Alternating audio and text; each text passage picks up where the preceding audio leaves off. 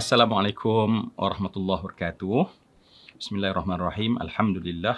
Assalatu wassalamu ala Rasulillah wa man tabi'al huda wa walah. Rakan penonton yang saya hormati dan saya kasih sekalian, alhamdulillah bersama kita di Madkhal, dan kita akan memfokuskan tentang sirah junjungan besar Nabi Muhammad sallallahu alaihi wasallam. Saya ingin memetik terlebih dahulu apa yang disampaikan oleh junjungan besar Nabi Muhammad sallallahu alaihi wasallam. Dan ini saya kira akan memberikan satu rangsangan, bahkan dorongan untuk kita supaya benar-benar mengenali susuk junjungan besar Nabi Muhammad sallallahu alaihi wasallam. Dalam hadis yang diriwayatkan dalam Musnad Ahmad dan Imam At-Tabrani, Rasulullah sallallahu alaihi wasallam menyebutkan, "Tuba liman ra'ani wa amana bi, thumma tuba, thumma tuba, thumma tuba, liman amana bi walam yarani." Nabi SAW menyebutkan satu motivasi yang saya kira menggegarkan jiwa kita. Nabi menyebutkan, beruntunglah orang yang kata Nabi melihat aku dan dia beriman dengan aku. Dan beruntunglah, dan beruntunglah, dan beruntunglah kata Nabi, mereka yang beriman kepadaku sedangkan dia tidak pernah pun melihat aku.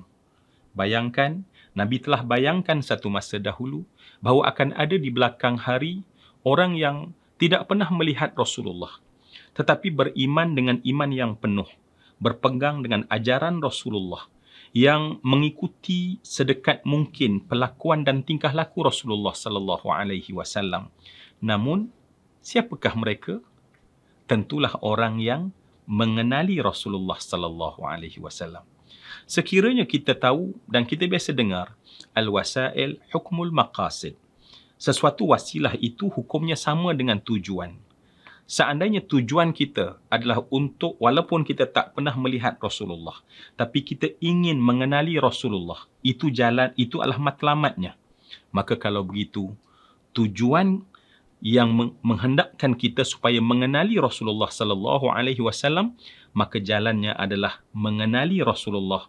Jadi untuk mengenali Rasulullah tidak lain dan tidak bukan, dalam cabang ilmu syariat Islam ada satu ilmu yang benar-benar menunjukkan kepada kita untuk kita kenal Rasulullah sallallahu alaihi wasallam.